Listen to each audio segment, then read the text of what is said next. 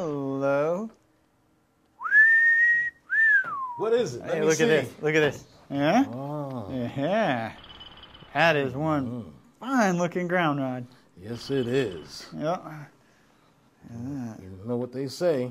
Yeah. Beauty might be skin deep, but ugliness goes right to the core. Ugliness? What do you mean?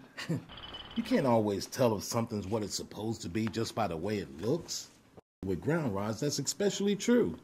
There are a couple of things you can see, but that's about it. For example?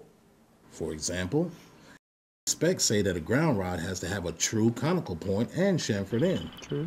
Well, that's easy enough to see, but can you tell if the point and the chamfer are at the proper angle to the shaft? Or if the end is at the right diameter? No. How about the diameter of the rod itself? I could measure that if I had the right tool. That's a big if. Maybe you can measure the length too. Sure. A ground rod has to be at least 8 feet long to meet code. Some companies make their ground rods a little bit cheaper by manufacturing them a little shorter than spec. Are you going to measure every rod before it's driven? Sorry, I don't have that kind of time. Can you tell the thickness of the coating? I can't. No. Why does that matter? The NEC requires a minimum of 10 mils of plating on a copper-plated rod. The RUS requires 13 mils. ASTM states for galvanized rods, the zinc coating can't average less than 3.9 mil thick at any point on the rod.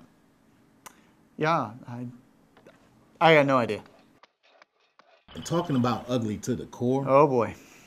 the core of a ground rod that meets specs have to have a minimum tensile strength of 80,000 psi and a minimum Rockwell B hardness of 80. Can you tell that by looking at it?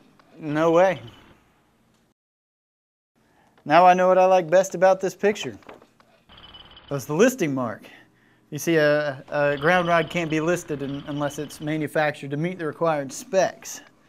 You're right. You could call that a beauty mark. Man, that is one fine-looking ground rod. Mighty fine. Mighty fine. Yeah.